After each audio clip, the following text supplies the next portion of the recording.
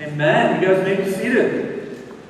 That was an awesome time of worship. I love getting the chance just to sit back and actually worship instead of being on the stage. It was fun. Well, good morning. Welcome to Wellspring Church. Whether this is the first time you're here, you regularly connect with us. I'm so glad that you're here. My name is Dave. As Chris mentioned just a moment ago, I'm one of the pastors here, and I am excited. I get to share with you this morning. Normally I'm the guy, like Chris said, is doing music. Today, I get to teach from the Bible, and I'm thrilled to do so. This morning we're talking about words. Words have power. They can destroy or create. Sometimes a single word or a single act with words can alter the course of history. Consider, for example, Martin Luther King. Martin Luther King tacked his 95 Theses to the church floors in Wittenberg, Germany. And by simply doing that, by tacking some suggestions that he thought would help the church change, he totally changed church history. Or what about Gutenberg? Gutenberg created a printing press where he had a typeset where a series of letters could be put together and he could mass produce books. That actually changed our ability to access words. John F. Kennedy once said, "Ask not what your country can do for you, but ask what you can do for your country." Dr. Martin Luther King Jr. shared in his famous speech, "I have a dream," and that dream altered the course of American history. Neil Armstrong took his first steps and spoke his first words on the moon. And his words were this: "One small step for man, one giant leap for mankind." Now, these are all awesome examples, but they might be a little far-fetched for most of us because maybe none of us will end up making quite the impact that these guys made. But what about some words that maybe we're more familiar with or we use every day? Words that even evoke some kind of response. What happens when you see words like this word on the screen here, stop sign? We all stop. It causes us to act. Or what about when we see this next one? I actually don't want to be sitting on that. That wouldn't be too fun. Or what about this one? How many people like to go Black Friday shopping? I don't, actually. Hey, there's not a lot of us. That's good. For those of you that do love to bargain hunt, that's awesome. That's not me. I don't like to fight those lines. What about the last one? Who wants a free donut? Who would love one of those? Free donuts are awesome. They're fun. Well, as I said, words have power. Words have the capacity to evoke emotions, to convey feelings, even cause us to act. Well, this morning we're going to talk about words. More specifically, we'll talk about the power of words, how they can and do have the ability to impact us positively or negatively. Children know this. How many of us remember that childhood saying, "Sticks and stones may break my bones, but what? Words can never hurt." For most of us, I bet the truth is pretty far from that childhood saying. Words have stuck with you probably like they've stuck with me. Whoever said talk is cheap, they've really got something coming, because that's not at all true. But I remember when I was a young child, I must have been 6 years old or so, my dad, he sat me down one day. He had just accepted a job that would force him to travel. He'd gone a lot of days, nights, and weekends. And so he chose his words carefully as he sat me down.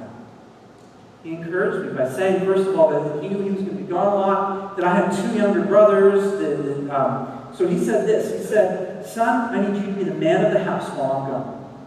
I'm counting on you to help out, to make sure your brothers are looked out for and protected. Also look out for your mom. I need you to care for the whole family while I'm gone. I need you to be the man. Help, care, protect, look out for." He chose all those words to convey a sense of responsibility. He was passing the baton on to me, and I knew that. Those words, they shaped the trajectory of my life greatly. For better or worse, I was forced to lead, to man up, to take responsibility for my mom and my younger brothers. And by God's grace, my father's words drove me towards a path of shepherding, of doing the very thing I'm doing right now, towards the path of serving others. But I know from conversations that I've had with lots of other people, that isn't always the case. Words matter, and the words that we use to communicate with other people matter. Especially when conflicts arise, when we face problems. The book of Proverbs in the Bible has loads of insight in how we can use our words and the power of words. It offers suggestions on when to speak, when not to speak, how to avoid or even redirect conflict. It offers us suggestions on how our words speak life. Here's a few examples of what the book of Proverbs has for us with the power of words. Proverbs 12:14 says, "From the fruit of their lips, people are filled with good things, and the work of their hands brings them reward." Proverbs 15:28 says, the heart of the righteous weighs its answers, but the mouth of the wicked gushes evil. Proverbs 21:23 says, those who guard their mouths and keep their tongues keep themselves from calamity. Or Proverbs 26:20 says, without wood, a fire goes out. Without quarrel, or without gossip, a quarrel dies down. As we continue our series this morning looking at the book of Proverbs and exploring wisdom that works, let's look at what the Bible has to say about the use of our words, and specifically how we communicate with others, even the way we talk about them with other people. I hope this morning that we can gain some practical tools that we can use as we look at how we use our words with other people. Well, the first tool that I want to look at from the book of Proverbs is this. Don't speak, listen. Don't speak, listen. That might seem like an odd place to start, but I believe that being wise with our words begins by learning to listen. Proverbs says it this way in Proverbs 18:13. To answer before listening, that's folly and shame. Let's think this through for a minute. How do you define listening? Is listening something that you're typically good at? Are you naturally gifted at it? When you listen to someone, do you hear them only so that you can respond? Are you waiting just long enough for a pause so that you can insert your response so that you can be heard? How do you listen? A technical definition of listening, it's giving one's attention to sound. It involves complex affective, cognitive, and behavioral processes, but one not only hears what's being stated, but actually processes, interprets, and comprehends what's being communicated. One uses both verbal and nonverbal cues to collectively interpret what's being shared. Well, I love how the Bible puts it so plainly. The author in Proverbs takes a word that he associates with the opposite of wisdom to describe the act of not listening. He says it's foolish. It's folly or foolishness not to listen. When we're not listening, we can jump to conclusions. We can mishear or misunderstand. So it's important for us to listen fully, to gather all the facts and hear what's being said. It requires active listening. So what does it mean for us to listen actively? Some of us really are more naturally gifted at this than others. However, I'm not always the best active listener. Sometimes, if I'm honest, when I'm listening to a conversation, I get mindful. My mind just wanders off to a random place. Or, as I'm listening, I'll actually latch on to something that was said early in the conversation and think through a way that I can fix it. But to actively listen, it requires our whole attention. It's a selfless act. We have to quiet down whatever internal knee-jerk reaction we might have within us and really hear what someone is saying by focusing our ears, our eyes, and our minds on the person that we're engaged with in conversation. To hear their words, to feel their emotions, and observe their body language. And sometimes we even have to listen until. This one is harder for most of us, if we're honest, especially for those of us who are fixers, because it's really easy for us to latch on to a single word in a conversation, think through a way to fix it, or maybe even to become offended by what we think we hear someone say. But to listen until a person is done talking, until a person has completely shared what he or she wants to say, that one is more challenging. To hear the heart of a person we're engaged with as much as the words that they're using. James, the half-brother of Jesus, the leader of the early church of Jerusalem in the first century world, actually put it this way. He said, "My brothers and sisters, each of you should take note of this. Be quick to listen, slow to speak, and slow to become angry." I find it intriguing and love it that it was James, the half-brother of Jesus, that said that. After all, James would have been the guy that was walking right alongside of Jesus. He would have seen Jesus growing up as a little boy. He's actually one of the guys. The Bible says at one point that Jesus' brothers and his mom came to a crowd saying, "Jesus, you're kind of going crazy on us." And so at first he didn't believe Jesus. But little by little, he started to actually hear the words that Jesus was saying. He started to believe them. They started to sink in. And so I almost can imagine James, as he came to believe that Jesus, and know that Jesus was indeed the Son of God, the Messiah, the Savior, that he had to swallow a little bit of pride as he said, "You have to be quick to listen, slow to speak, and slow to become angry." Well, we have this challenge to listen actively and listen until. When we do that, ironically, we can speak better, we can speak clearer and more meaningfully to the person that we're engaged with in conversation. Here's a tip that I've learned that helps me to speak well and to listen well. When I hear someone talking, I actually try to summarize what they say. I think through what they're saying as they're saying, and think through how I would even summarize what they're saying back to them. It might actually look something like this as they're done sharing what they said. I might say, I just heard you say this. Can you tell me a little bit more about that? Or I might even say, in the middle of your talk, you mentioned that you felt this way based on this circumstance. Can you tell me more why that made you feel that way? I don't always get it right. But as in the act of repeating back what I've heard that person say, they feel appreciated. They feel like someone actually tried to listen to them. And I've found from experience, if we can learn the act of listening instead of reacting, and coming back with our word guns blazing, we can help our marriages. We can help our relationships with friends and people that we care about much more than we hurt them. Now let's go back to Proverbs and look at a second tool with regard to the way that we use our words. Speak life. Speak life. Proverbs 18, 20, and 21 says this, "From the fruit of their mouth a person's stomach is filled. With the harvest of their lips they're satisfied. The tongue has the power of life and death. Those who love it will eat its fruit." I love these words because they really explain the power of words well. Have any of you ever heard the saying, "I hope you eat your words"? That's kind of what this verse is meaning. We can literally build ourselves up or tear ourselves down by the words that we use, even as we're talking to other people. Words have the power of life and death. And those who apply it live out this proverb, according to Proverbs 18:21. Trying to eat up good fruit by speaking hope, by speaking comfort, joy, and encouragement to other people. They know that much like food helps us to feel full, that using positive words to engage with other people will help fill up their souls. Nelson Mandela, the former South African president who was in prison for almost 3 decades, he knew the power of words. In prison, he was permitted 1 visit and 1 letter every 6 months. Sometimes he was even locked up in solitary confinement for months at a time. Well, he said this with regard to words. "It is never my custom to use words lightly. If 27 years in prison have done anything to us, it was to use the silence of solitude to make us understand how precious words are and how real speech is in its way or in its impact on the way people live and die."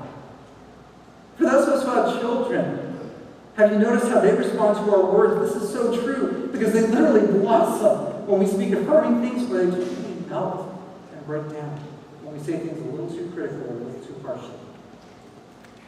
I know this all too well with my 4-year-old daughter, Addie. Sometimes she's playing, she's full of life, she's vivacious, running around, totally excited, but then she does something that requires Ginger or I to step in and provide a little bit of correction, move it in a different direction.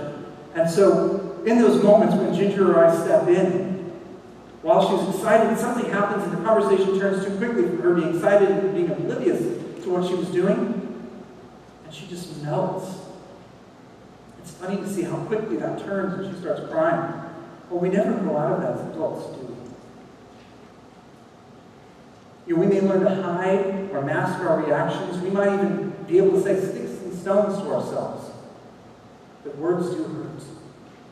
John Maxwell, author and leadership guru, Christian speaker, has said it this way, that every conversation we walk into, we bring with us 2 buckets.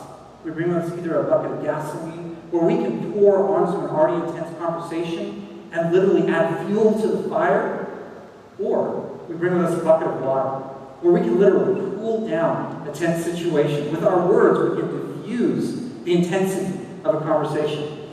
Now, I don't know about you, but I prefer to help to diffuse conversations. I want to bring a bucket of water to every single conversation that I walk into and speak life with gentleness in ways that diffuse anger. Proverbs 15:1 says it this way, "A gentle word turns away wrath, but a harsh word stirs up anger." Isn't that true? Our words literally have the power to steer the momentum of the conversation positively or negatively. When we speak with gentleness, we can calm the intensity of a situation. Sometimes it can be as simple as being conscious of our tone and volume. We can easily diffuse a heated conversation by literally bringing down or dialing down the level of intensity with the person that we're engaged with. If they come with us at a high level of intensity, we can bring it down a couple of notches. At the same time, if we match or increase the level of intensity that they come at us with, we actually can increase the level of intensity. It's funny how a simple thing like our tone in volume can literally redirect or steer the course of the conversation.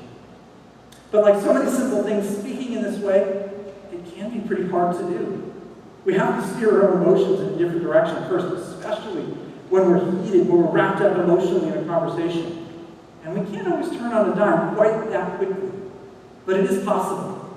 You can think about it this way. How many of us have been in the middle of a fight, an argument, a discussion with a brother, or a sister, or a friend, a spouse, and in the middle of that heated moment, the phone rings. Now, as we're thinking through, gosh, do I answer this? Do I not answer this? What do? Internally, you're able to process things and slow things down enough to say, hello, how are you? And literally steer the conversation a little bit different. We can control our emotions and cool things down when we try hard to. It's not impossible to do so. But it is, or it's not always easy, but it is not impossible. It is something that is possible to do. Here's another story of how we can speak life into every conversation. A young son asked his father walking into the mountain, or a young son and his father were walking in the mountains one afternoon. And the dad said to the son, why don't you just shout and see what's out there? So as they're walking through this mountain pass, the son shouts, hello! And of course they heard the echo back through the mountains, hello! Well, curious, he decided he was going to yell back now, who are you? The son yelled back, who are you? Or the mountain yelled back, who are you? Angry at the response, he screamed, you're stupid! Well, the echo came back to him again, you're stupid! He looked at his father, now he's totally angry, he's starting to ask, what's going on? The father explained, you're hearing an echo sound. Whatever you call out, it's going to be repeated back to you. Then the dad yelled into the valley and said, I think you're great. And of course he heard the echo back, I think you're great. The father took a moment to teach the son a lesson. The way you talk with others, it's a lot like this echo. If you're angry and yell at them, they'll yell back at you. But if you say nice things to them, they'll respond back in the same way to you. Sometimes I actually think God wants us to learn this lesson and hold on to it, that the power of our words literally can come back to us and speak life to us. Let's move on to a third tool the book of Proverbs gives us to help us use our words wisely. And that's this: share with care. Or, in other words, take care with what you share. Not only is it important that we wisely speak in conversation, but the Bible teaches us a lot about what we say to others. Gossip is an example. Is using our words carelessly. Have you ever noticed that when gossip takes place, it's never something positive, it's always something negative or salacious about other people. So what happens when you talk about other people to others? Are you talking positively or negatively? Things to say about repeating an offense or covering it over. It says in Proverbs 11:19, with his mouth the godless destroys his neighbor, but through knowledge the righteous escape. With his mouth the godless destroys his neighbor. That is a strong statement. The passage describes a godless person as one who doesn't care. Someone who's godless, who literally isn't considering God, who is written God off. The focal point of this passage is actually that person. When this person no longer feels accountable to God, their accountability lies within themselves. And when they do that, their own interests, they really don't care about how their words influence or impact other people. Well, this godless person is contrasted with someone who's righteous. With knowledge, we're told, the righteous escape. A righteous person learns to share and when to withhold information. He or she learns to be careful with words so much that they can escape the destruction that careless words spoken by a godless neighbor might actually bring upon them. And Proverbs 11 actually goes on, as if that's not enough, to help us understand a little bit more about this principle. It says this: the blessing of the upright is exalted, but by the mouth of the wicked it is destroyed. Whoever derides his neighbor has no sense, but the one who has understanding holds their tongue. A gossip betrays confidence, but a trustworthy person keeps a secret. Based on these additional verses, there is a clear compare and contrast going on. The wicked person or godless person is characterized by his careless use of words. Words that destroy a city, that deride a neighbor whose help you might need someday. We never know from the passage. This person's words may or may not be true. We don't even know that in the careless spouting off of words if it's malicious or if it's not. But what we do know from the text is that whenever this person talks, bad things happen. On the flip side, we learn the wise person, the prudent person, is one that holds his or her tongue. They bless the city, keeps both confidence and a secret. This person deliberately speaks. And when this person speaks, whatever's most edifying, good things happen. This person knows that words have power and is careful with how he or she uses them. And as a side note, it could be easy to infer from this that you shouldn't really speak to anybody. You should hold your tongue. That's not what I'm saying here. I do think it's a good thing for us to have one or two close friends that we can walk closely with for years, that we pray with in all things, that we share things that we struggle with or we don't struggle with, and just ask them to pray with us. But I do think that the Bible has a few things to say about how we use our words and even sharing ways that cover over our friends and people we care about. It says this in Proverbs 17:9. Whoever would foster love covers an offense, but whoever repeats the matter separates close friends. We all need to be people who cover an offense, like this proverb suggests, not uncover and expose, even when we feel like we've been offended. The author of Proverbs writes, whoever would foster love covers an offense. That means that processing things with as few people as possible. Maybe just one close friend, or maybe even we should process just with God alone. From a practical level, you can think about it like this. Every time we repeat an offense, we literally re-dig up that wound, we reopen it up. And as we rehash, as we repeat what's being said, we don't give ourselves a chance to heal. And sometimes when we reopen the wound and we remember what things happened, it even festers and grows into something bigger than the original offense ever caused it to be. Well, repeating or rehearsing an offense is one of the most natural things we can do as people. While we're naturally inclined to remember memories that hold pain, there's an unholy wedge that Satan uses in his toolbox to further divide and conquer when we constantly repeat an offensive issue or situation. It's actually what the New Testament calls a scheme of the enemy. If you want to read it, you can look up a couple of other passages that deal with that. 2 Corinthians 2:11 is one of them, or Hebrews 12:15 is another. But the scheme of the enemy, it convinces us to literally hold on to the offense, to focus on it, continue to relive it, to rehash it in our minds. And as we do so, we keep the anger and the pain alive. We make it harder and harder to forgive the offense and let it go. The Bible says in Galatians 6, 7, and 8 that whatever we sow, that we will reap. And the same is true in this case. As we share without caring about the damage that it's doing to us, we share and relive the offense without realizing that we're reopening the wound and we're not giving God a chance to give us the healing that we so desperately need in our souls. Gary Smalley, who was a marriage leader, marriage guru, led a ministry in Branson, Missouri, recently passed away. He wrote, in the DNA of relationships, you have to take control of your life. Stop being a victim of your past and start moving on to something new. You have to make a choice. You have to change, even when the change is scary. Proverbs even puts it this way in Proverbs 25:2. It's the glory of God to conceal a matter. To search out matters, the glory of kings. While we as people, we love to dig deep and hear a salacious tale or hear how someone has been wronged by someone else. God is in the business of covering over offenses, covering over things that have wounded us. It's who God is and it's what God does. I believe even that this passage says it's the glory of kings to search out a matter. As we seek to become more like God, as we seek God's heart in all things, we end up wanting to be exactly like God and cover over the offenses that we're offended by. The New Testament, it challenges us to pursue God with everything we have, to be transformed to be more and more like Him into His image and His likeness, to forgive as we've been forgiven, to look over things we've been offended by, to look out for the interests of others as more important than our own, to love our neighbors as we love ourselves. Here's a practical step that we can take in this. When we're offended or we're hurt by someone, address it and deal with it quickly. Deal with it intentionally and deal with it quickly. If you need to talk to the person, talk to them. Follow Jesus' method of reconciliation that you find in Matthew chapter 18. And then go redirect your focus. Whatever is true, whatever is right, whatever is pure, whatever is lovely, as Paul writes in Philippians 4:8, focus on these things. Choose to redirect your thoughts every time that emotion of being wrong creeps back in. While the enemy may be hard to get you to relive the offense, or just as hard to let it go. You might have to forgive multiple times. Jesus even told Peter, you have to forgive 77 times, 7 times. So forgive, pray, bless the other person.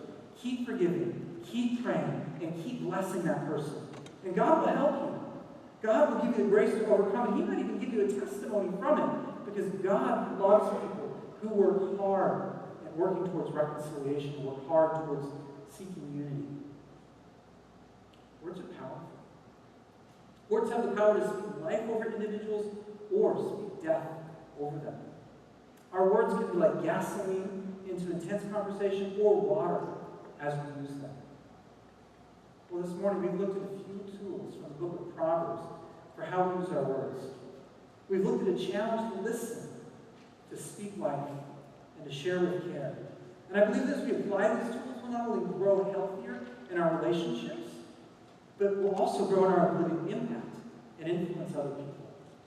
There's one more story that I want to share with us before we close. A few years ago, I was on a date night with my wife at Chipotle, and it was nice and cool outside, so she and I decided we were going to sit on the patio. Wouldn't that be nice right about now to have a night where we could sit on the patio and enjoy a nice burrito? Well, I would love that. So we're sitting, we're eating burritos, and we talked about our marriage. We were talking about, actually, the marriage videos that we watched when we were in premarital counseling. We talked about how these videos gave us some great tools to be able to navigate some rough waters early in our marriage. And so as we were talking and reminiscing about some different things in our relationship, we noticed that there were a couple of women sitting at the table next to us on the patio. And as we talked about our marriage, they listened more intently.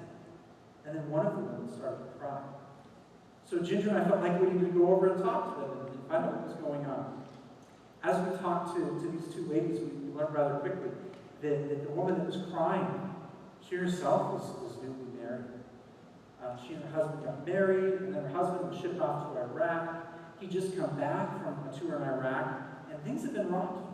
She wasn't sure what was going on, if her husband had PTSD or something else was going on, but something wasn't the same. And to make matters worse, her husband had just got orders to go back to Iraq. And so she was really scared. Wasn't sure that her marriage could withstand a lot more. Well, because Ginger and I were just there, and we were talking about our marriage, we had the ability to talk to her, to encourage her, to pray for her, to pray for her husband, and even invite her over to the church and share them the gospel. It was an amazing chance for us to be able to speak life to them, all because we were there. And we were talking, we were applying these principles we talked about today. I wanted to share this story with you because you may never know who might be listening to you and what impact your words might have beyond your immediate conversation. I do know that as you listen well, as you speak life, and as you share with care, you will be better at speaking, you'll make a greater impact for your immediate conversations and even have a ripple effect beyond that. Let's stand and pray.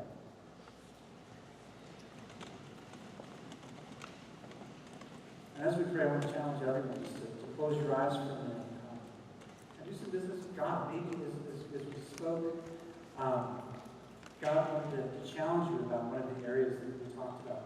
Whether it's the conversation about covering, that God wants to help you in that area of covering over other people. Maybe it's just respond to His grace and accept His forgiveness because you've done so many things that are wrong. And you just need to experience God's grace and covering over of your personal struggles. Some of us may need a supernatural help to forgive others. So as we pray, as we start to pray, just take a minute and just ask God to help you with whatever God spoke with you this morning. And God, I pray that you would come. I pray, Lord, that you would cover over us as we continue to worship you. I pray that you would help us just to know how we can use our words wisely. Lord, if we need help with specifically finding you and finding your grace, with being covered over because of things that happen to us, I ask, Lord, that you would come. Lord, may you guide us, may you steer us and direct us.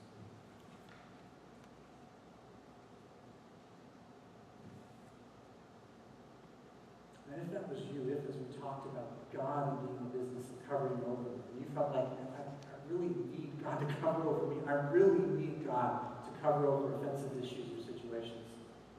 I'd like you right now just to look up at me.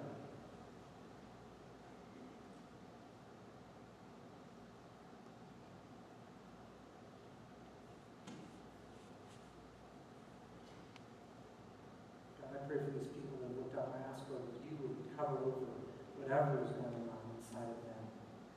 Lord, may you help them to look to you as the author and perfecter of their faith. I ask, Lord, that you would begin to stir life in them. And if you've never asked Jesus in your heart, as you looked up at me, I want to encourage you, challenge you, to literally just pray, God, I invite you into my heart. I confess that I've sinned. I ask you to forgive every one of my sins. We invite you to the reward of my life. I ask for more of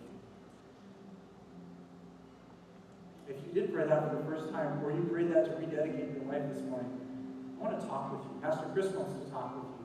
We'll have a couple people at these tables just up at front after the service. Please, we invite you to stick around and talk with us. If you need prayer for anything as well, please come up. We want to pray with you.